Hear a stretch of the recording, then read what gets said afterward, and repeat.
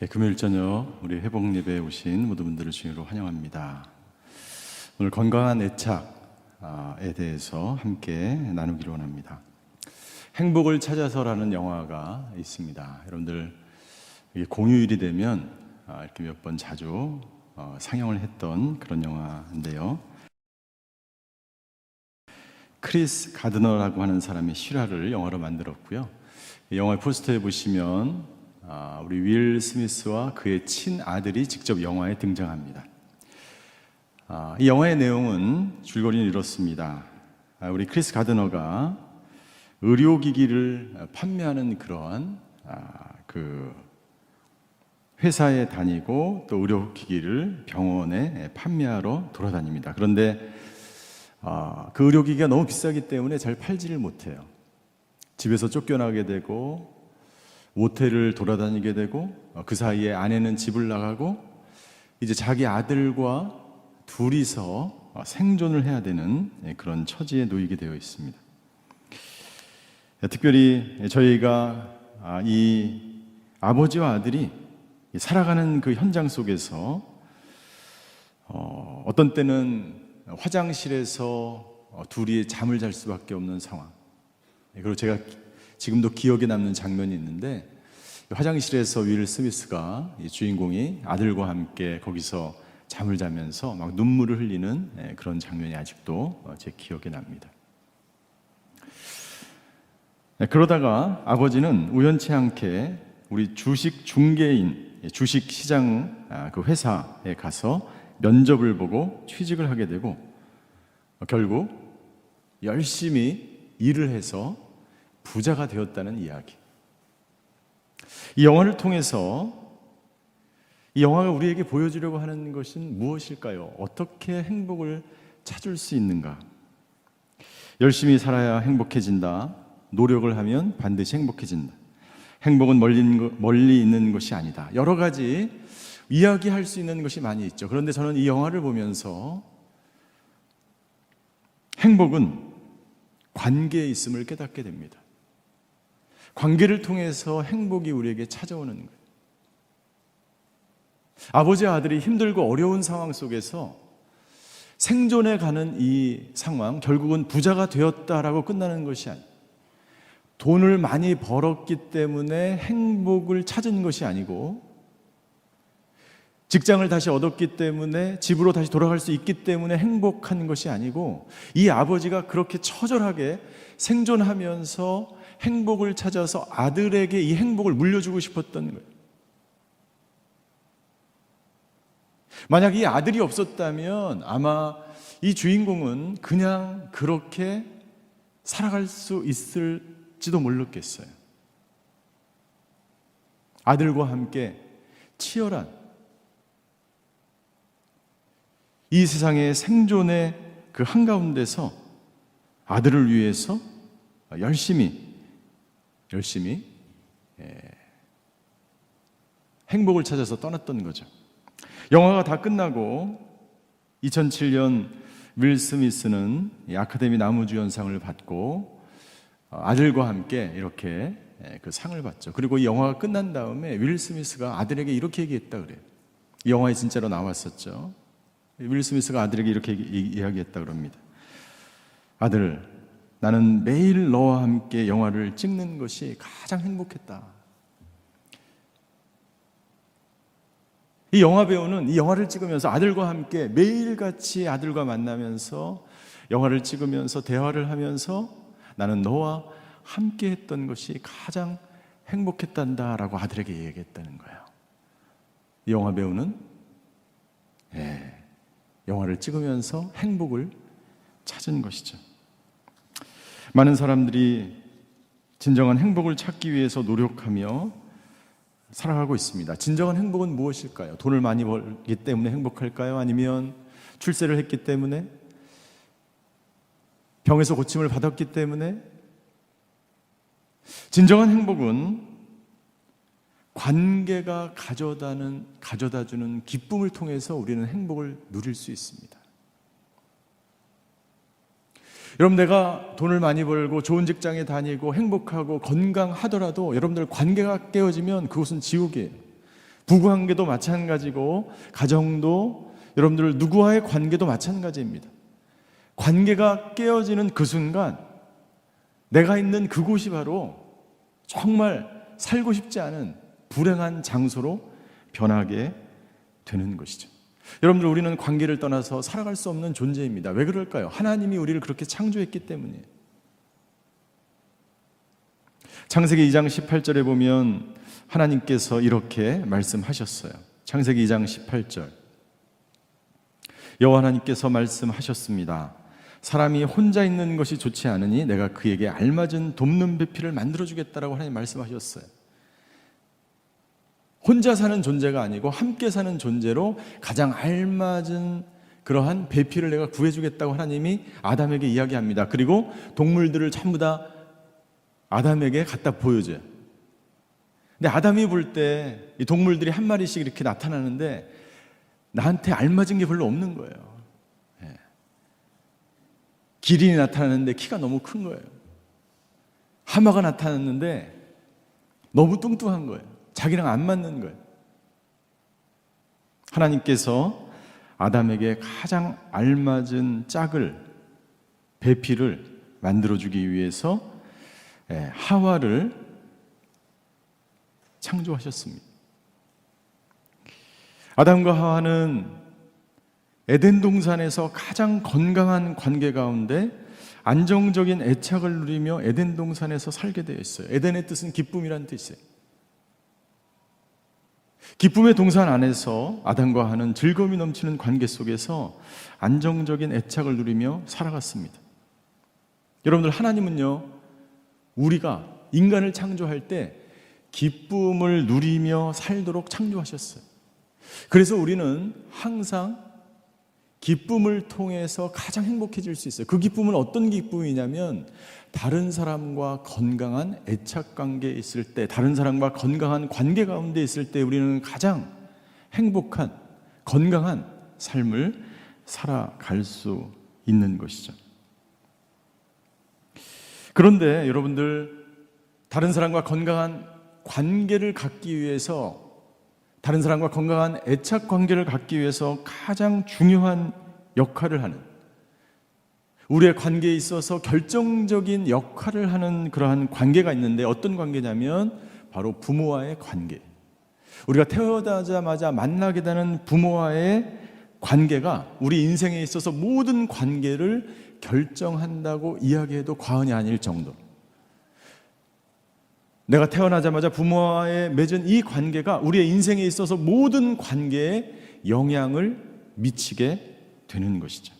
우리가 어린아이일 때 부모와 맺는 관계를 우리는 애착이라고 이야기합니다. 우리가 건강한 관계를 맺기 위해서 부모님과 안정적인 애착을 맺어야 하는데, 우리가 어린아이일 때 다음과 같은 5가지 과제가 있는데 이 과제를 정확하게 내가 어렸을 때 완수해야 안정적인 애착을 누릴 수 있고, 그리고 성장하면서 다른 사람과도 건강한 관계를 유지하면서 성장해 갈 수 있다는 거예요. 우리가 유아기에 겪게 되는 5가지 과제가 있어요. 첫 번째, 어린아이는 기쁨으로 살아가야 돼요. 기쁨으로. 두 번째, 신뢰의 관계를 형성하는 법을 배우며 살아가야 돼요. 다른 사람과 신뢰하는 방법. 세 번째, 누군가로부터 받는 법을 이때 배우기 시작하는 거예요. 여러분들, 우리는요, 어머니로부터, 부모님으로부터 내가 원하지 않았지만 무조건적으로 내가 필요한 것을 알아서 부모님이 나에게 갖다 주는 그런 시기였어요. 그래서 이때 우리는 받는 법을 배우는 거예요. 이 받는 법을 배우는 사람만이 다른 사람에게 사랑을 줄 수 있고 다른 사람에게 자기의 것을 나눠줄 수 있는 사람이 되는 거예요. 건강한 정상적인 관계 속에서 주고받는 법을 배우는 것이죠. 네 번째, 관계를 통해서 자기의 자아가 형성되기 시작합니다. 다섯 번째, 불쾌한 감정에서도 기쁨으로 돌아오는 법을 배우기 시작해요. 여러분들, 이 5가지를 완벽하게 다 수행할 수 있는 어린아이가 있을까요? 그렇게 완벽한 부모가 있을까요? 없습니다. 자, 첫 번째, 이 어린아이는 기쁨으로 살아가는 법을 배우고 기쁨이 무엇인지를 알게 됩니다. 누구로부터? 부모님으로부터. 이 아이가 태어나면 부모님은 이 아이를 통해서 기쁨을 누리면서 너는 이 세상에서 가장 아름답고 보배롭고 존귀한 존재라는 것을 어머님으로부터 받게 되지. 그리고 그때 나는 내가 기쁨의 존재라는 자의식이 생기고 내 안에 기쁨의 정체성이 생기기 시작하는 거예요.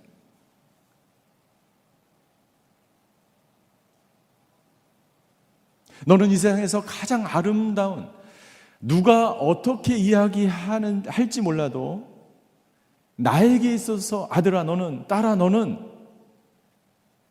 나에게 있어서 가장 보배로운 존재야 라고 하는 그 메시지, 그것은 말로 하지 않더라도 그 어머니의 모습과 얼굴과 그 기쁨이 넘치는 이 어린 아기를 보면서 기쁨이 넘치는 그 부모님의 모습을 통해서 이 아이는 기쁨으로 살아가기 시작하는 거예요. 행복을 찾아서에서 윌 스미스, 이 아버지가 잘 곳도 없고 먹을 것이 없는 그 상황 속에서 이 아들에게 그렇게 이야기합니다.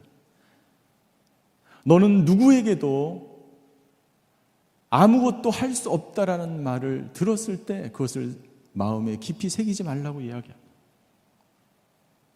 우리는 무엇이든지 할 수 있어. 무엇이든지 할 수 있어. 어느 누가 내게 너는 아무것도 할 수 없어, 이런 환경에서는 아무것도 할 수 없어라고 하는 말을 너는 듣지 말라고 아들에게 계속 이야기합니다. 여러분들, 우리는요 기쁨의 존재가 되기 위해서 이 땅 가운데 태어난 줄 믿습니다. 그런데 만약 우리가 부모로부터 기쁨의 존재라고 하는 그런 인식을 받지 못하고 그런 부모님의 사랑을 받지 못하며 자라게 되면 우리 안에 두려움과 불안한 정체성이 생기게 되고 안정적인 애착을 갖지 못하게 되는 거예요. 아주 오래전에 저와 함께 훈련을 받은 한 자매가 있었어요. 훈련생으로 같이 훈련을 받았죠. 저는 그때 결혼해서 제 아내와 함께 훈련을 받았는데 이 자매님이 훈련 받으면서 치유하는 시간이 있었는데 이 자매는 태어나자마자 기쁨의 존재가 아니라 그 가문 가운데서 슬픔의 존재로 태어났어요. 모든 사람들이, 할아버지가, 할머니가, 모든 가문이 이번에 태어나는 아이는 아들이기를 원했어요. 그런데 이 자매는 딸로 태어난 거예요. 치유 사역을 받으면서 이 자매가 과거에 자기가 기쁨의 존재가 되어보지 못했다는 그 사실을 깨닫게 되고 치유의 과정을 밟아나갔던 그런 시간들이 있었습니다. 자신이 부모로부터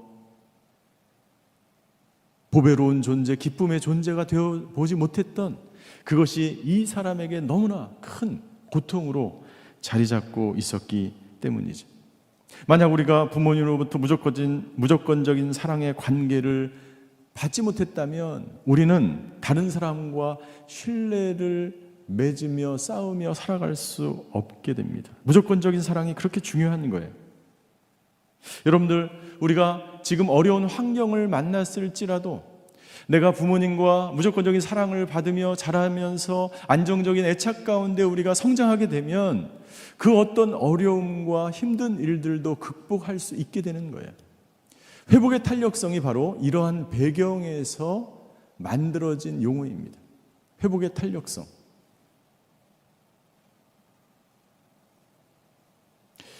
이 회복의 탄력성은 마음의 근육이라고 이야기하죠. 우리가 힘든 일을 당할 때 다시 그 힘든 상황에서 뛰어오르는 능력, 그것을 극복하는 능력을 말하는 거예요. 에미 워너라고 하는 교수님이 하와이의 마우이라고 하는 한 섬에 수많은 사람들이 그 섬에 살면서 부모, 조상 대대로 알코올 중독과 고통과 여러 가지 힘들고 어려운 상황 가운데 살아가고 있는 사람들을 40년간 추적하면서 조사를 합니다. 무엇이 이 사람들을 그렇게 힘들고 어려운 환경 가운데 살도록 하였을까? 그러면서 이 원어 교수가 발견한 것이 있는데, 그것은 뭐냐면 이 연구가 거의 끝나갈 무렵에 이 섬에 살고 있는 833명의 사람들 가운데 무려 30%의 사람들은 다른 아이들보다 더 건강하게 정상적으로 성장했을 뿐만 아니라 하와이 섬에서 미국 본토로 좋은 대학에 다 가서 훌륭하게 살고 있더라는 거예요. 무엇이 그것을 가능하게 했을까요? 이 에미 워너거스가 그 원인을 추적하기 시작하면서 한 가지 발견한 게 있어요. 많은 사람들이 힘들고 어렵고 고통스럽게 살아갈 수밖에 없는 그 섬, 그 환경 가운데서도 30% 아이들은 건강하게 그 섬에서 성장하면서도 건강하게 자라날 수 있었던 그 배경이 있었는데, 그것은 뭐냐면 누군가 지속적으로 이 사람들을 사랑하며 돌봐줬던 사람들이 있었다는 거예요. 결국 회복의 탄력성, 어렵고 힘든 가운데서도 그것을 극복할 수 있는 능력은 인간 관계에서 온다는 것을 이 원어 교수가 논문에 발표하기 시작합니다.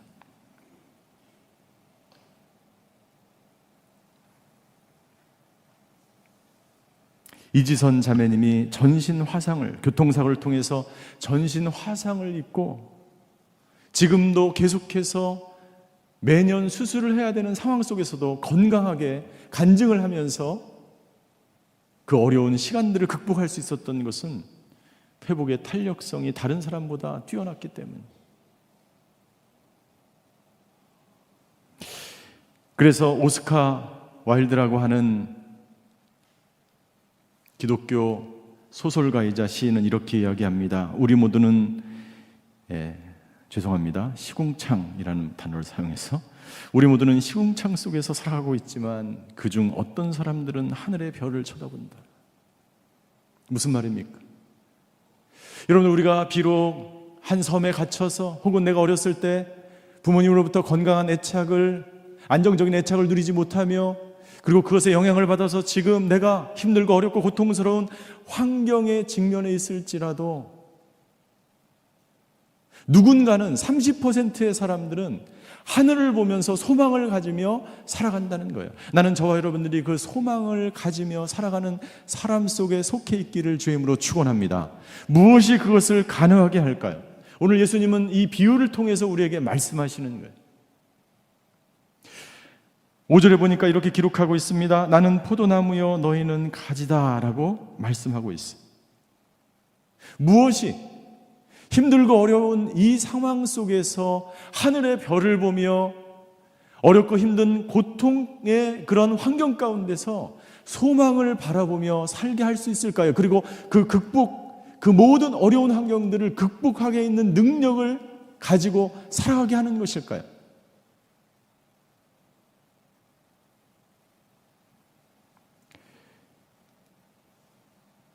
그것은 첫 번째, 여러분들 오늘 설교의 본문으로 들어가서 우리가 어렸을 때 안정적인 애착을 누리지 못했을지라도 우리는 어떻게 지금 현재 건강한 관계, 애착 속에서 성숙한 그리스도인의 삶을 살아갈 수 있을까? 첫 번째, 이기심을 버리고 관계 가운데 거해야 합니다. 오늘 예수님은 이 포도나무와 가지 비유를 통해서 우리에게 말씀해 주고 있는 관계 안에 거해야 합니다. 그런데 어떻게? 이기심을 버리고 자기 중심적인 생각을 버리고 내가 무엇인가를 할 수 있다는 모든 것을 포기하고. 여러분들, 가지가 나무를 떠나는 이유는 무엇입니까? 나무를 떠나도 나는 생존할 수 있다고 하는 생각 때문에 떠나는 거예요. 나는 어떤 관계도 필요 없고 나는 내 스스로 내가 나를 치유하고 회복시킬 수 있다는 생각 때문에 우리는 주님을 떠나는 거예요. 관계를 떠나는 거예요. 부모를 떠나는 거예요. 제가 알고 있는 집사님의 집에 딸이 있는데 지난주에 딸이 집을 나갔어요. 고등학교 1학년밖에 되지 않았어요. 여러분들 그 엄마가 얼마나 걱정이 되겠어요. 집을 나가서 하루가 지나고 이틀이 됐는데 딸한테 전화가 왔어. 엄마, 집에 들어가도 돼요? 여러분들 엄마가 뭐라 그랬을까요? 그럼 들어와도 되지.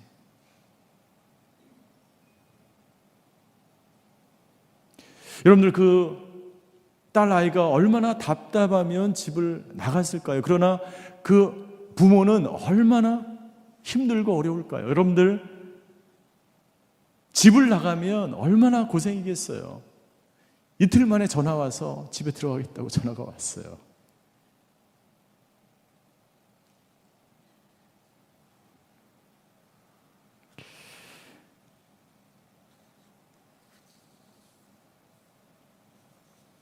우리가 포도나무이신 예수님을 떠나면 여러분들 5절을 보십시오. 5절에 하나님께서, 예수님께서 분명히 우리에게 말씀하십니다. 나를 떠나서는 너희가 아무것도 할 수 없다. 아무것도 할 수 없다. 내가 무엇인가 스스로 할 수 있다는 생각, 내가 오랫동안 교회를 다니면 모든 것이 해결될 것이라는 생각, 내가 그렇게 열심히 예배를 드리고 열심히 그렇게 헌금하면 모든 것이 해결될 것이라고 생각하는 그 모든 생각을, 자기중심적인 모든 생각을 다 내려놔야 돼요.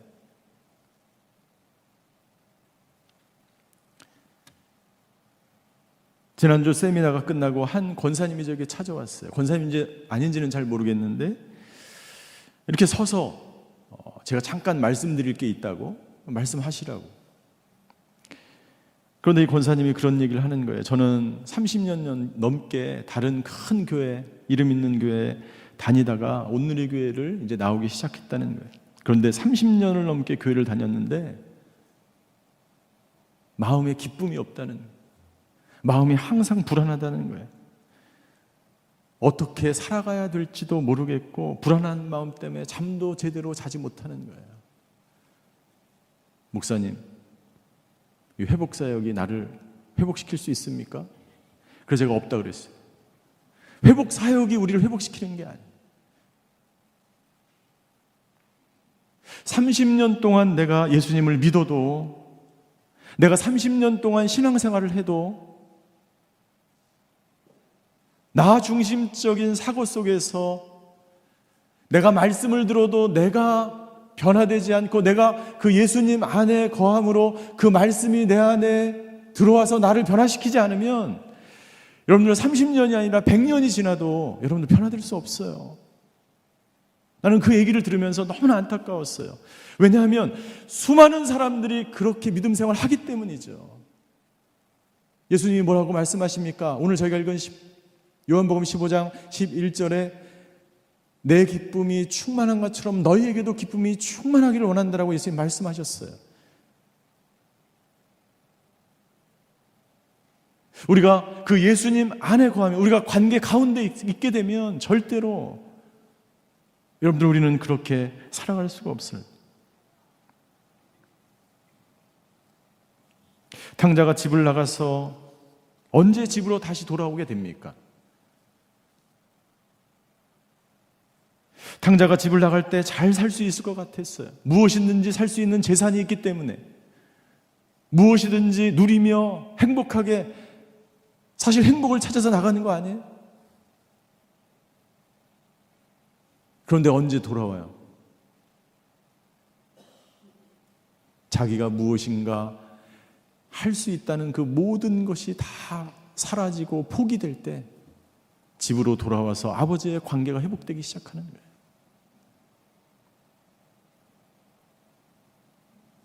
나는 저와 여러분들이 버려진 가지가 아니게 되기를 주임으로 축원합니다. 탕자처럼 떠난 사람이 있다면 주님께로 다시 돌아와서 그 관계가 회복되기를 주임으로 축원합니다.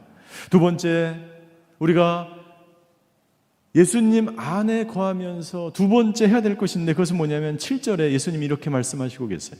7절 우리 같이 한번 다시 읽겠습니다. 7절 시작.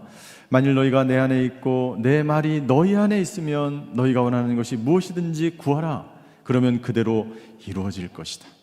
뭐라고 말씀하십니까?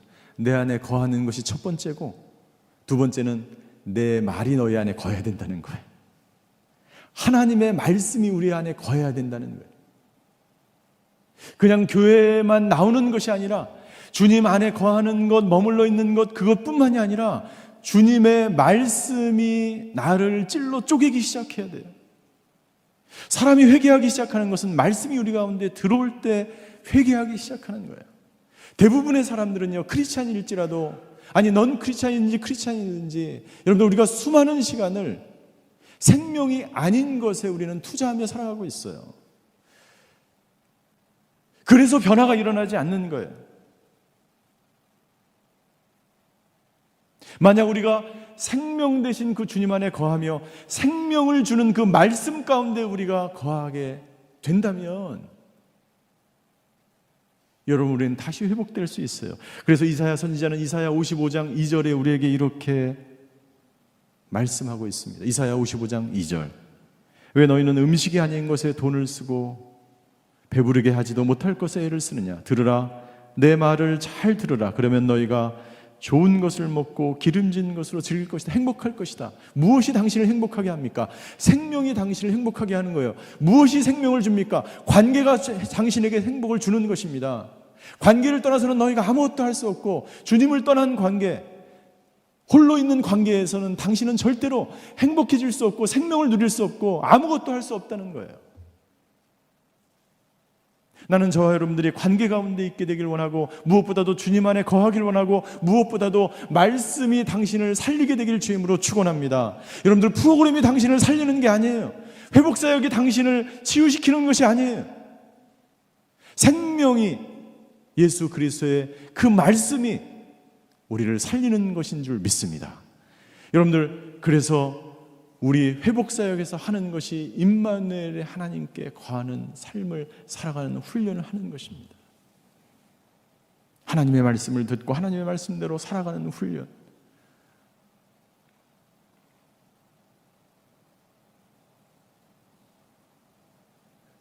소그룹을 하는 것, 관계기술 훈련을 하는 것, 행복반, 기쁨만 다 해야 돼요.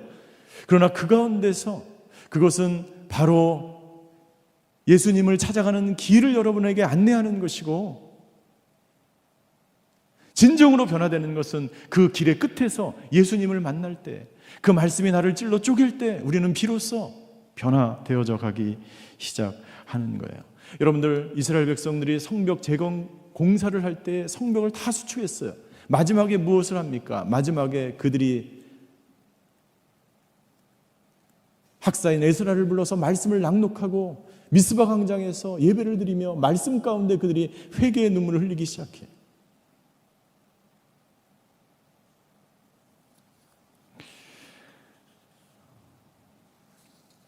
우리가 주님 안에 거할 뿐만 아니라 주님 안에서 말씀으로 충만해져야 그 말씀이 우리 앞길을 인도하며 우리 안에 있는 모든 쓴뿌리를 제거하며 그 말씀 속에 내가 조명될 때 비로소 내가 누구인지를 깨달아가기 시작하는 거예요.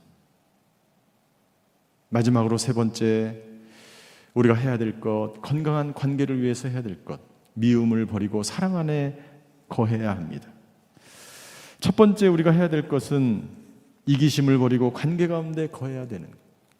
두 번째 우리가 해야 될 것, 세상의 모든 시끄러운 소음과 복잡한 이 세상을 떠나서 말씀 가운데 거해야 합니다. 세 번째, 우리 안에 있는 미움을 버리고 사랑 안에 거해야 합니다.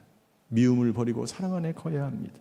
요한복음 15장 12절, 오늘 예수님은 포도나무와 가지 비유의 마지막에 이렇게 이야기합니다. 11절에 보니까 내가 이것을 너희에게 말하는 것은, 이 포도나무 비유를 말하는 것은 너희에게 기쁨이 넘치기를 원한다라고 말씀하시면서, 두 번째 12절, 내 계명은 이것이다, 내가 너희를 사랑하는 것과 같이 너희도 서로 사랑을 하고 말씀하십니다. 여러분들, 관계를 통해서 우리는 행복을 발견하게 되는데, 그 행복을 발견하는 사람은요, 다른 사람을 사랑할 수밖에 없어요. 관계가 우리를 자유케 하고 주님 안에 거하며 말씀 안에 거하는 사람은, 그 말씀이 나를 변화시킨, 변화받은 사람은요, 사랑을 표현할 수밖에 없어요. 그것이 바로 십자가의 사랑인 거예요. 예수님 안에 거하며 그 예수님을 경험한 사람, 그리고 예수님의 말씀 안에 예수님의 말씀이 자신을 변화시킴을 당한 사람은요, 예수님이 나에게 베풀어 주신 그 십자가의 사랑을 전할 수밖에 없어요. 증거할 수밖에 없어요. 그래서 예수님께서 이렇게 말씀하시는 거예요. 이 포도나무와 가지 비유 마지막에 12절에 내가 너희를 사랑한 것 같이 너희도 서로 사랑하라 라고 말씀하고 있는 것입니다. 다른 사람과 사랑하는 것, 사랑의 관계 속에 있는 것이 얼마나 중요한지 미국의 위스콘신 대학교의 신경학자인 리차드 데이비슨 박사님이 이런 연구를 했어요. 어떤 연구냐면 여성들을 세 그룹으로 나눕니다. 왜 여성들을 그렇게 했는지 잘 모르겠어요. 어쨌든 여성들을 세 그룹으로 나눠서 이 여성들에게 전기 충격을 가합니다. 근데 그냥 이제 고문하는 방법이 아니라 지금도 정신적으로 고통받는 사람들에게 정기적인 어떤 요법, 충격 요법을 지금도 사용하죠. 한 그룹은 어떻게 이 충격을 가했냐면 혼자서 아무도 없는 가운데 이 충격을 가했어요. 그리고 한 그룹은 낯선 사람이 옆에서 손을 잡아줬어요. 거기 치료사나 상담사가 되겠죠. 낯선 사람이 손을 잡아주고 충격을 가합니다. 그리고 한 그룹은 사랑하는 사람이 함께 옆에서 손을 잡아주며 옆에 있으면서 충격을 가했어요. 첫 번째 그룹은 아무도 없이 혼자서 이 정기적인 충격을 받은 사람은 육체적으로 고통스러울 뿐만 아니라 두려움 가운데 빠지기 시작했어요. 그것이 너무나 아프기 때문이죠. 두렵기 때문이죠. 두 번째 부류의 사람, 이 사람들은 육체적인 고통을 느꼈지만 이 낯선 사람이 함께 있고 손을 잡아주니까 두려운 마음은 없었어요. 세 번째 부류의 사람은 육체적인 고통과 두려움을 느끼지 않았다고 이야기합니다. 이 실험을 연구 발표를 하게 됩니다. 여러분들, 사랑하는 사람과의 관계 속에 있을 때, 우리가 누군가를 사랑할 때 우리 안에 있는 모든 미움과 분노와 모든 다툼과 그 모든 것을 버리고 누군가 사랑할 수 있다면, 사랑과의 관계가 있다면 여러분들 우리가 이 세상에서 당하는 고통과 두려움을 이겨나갈 수 있다는 것을 이 실험을 통해서 이 박사는 발표를 하게 됩니다. 여러분들, 예수님은 우리에게 말씀하십니다. 나는 포도나무여 너희는 가지니 나를 떠나지 말. 나와 함께 이 관계 속에 있어야 된다라고 말씀하시며 말씀 속에서 새로운 삶을 살아가고 그리고 사랑 가운데 있으라고 이야기합니다. 예수님은 십자가에서 저와 여러분들을 사랑하셨기 때문에 자기의 모든 것을 내어주셨어요. 예수님의 그 십자가의 사랑이 나를 변화시키고 그 십자가의 사랑의 그 놀라운 비밀을 우리가 깨닫게 되기 시작할 때 우리는 넉넉하게 우리가 당하는 고통과 두려움과 불안을 이겨나갈 수 있게 되는 줄 믿습니다. 예수님이 우리에게 이렇게 말씀하셨어요. 요한복음 14장 27절입니다. 요한복음 14장 27절을 같이 한번 읽겠습니다. 시작. 내가 너희에게 평안을 주고 간다. 곧 내 평안을 너희에게 준다. 내가 주는 평안은 세상이 주는 것과 같지 않다. 너희는 마음에 근심하지 말고 두려워하지 말라라고 우리에게 말씀하십니다.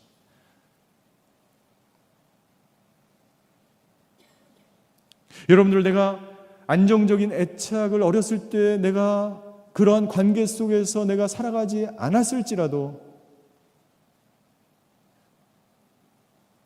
내가 주님 안에 거하며 그 말씀이 나를 변화시키며 내가 주님의 그 사랑을 충분히 깨닫고 그 사랑의 관계 속에 내가 있게 되면 우리는 넉넉히 우리가 당하는 고통과 어려움을 이겨나갈 수 있다는 거예요. 그래서 여러분들, 치유란 고통을 사라지게 하는 그 어떤 사역과 기술이 아니라 치유는 하나님의 관계. 하나님과의 관계에 있을 때 우리는 치유가 되고 회복이 되는 거예요.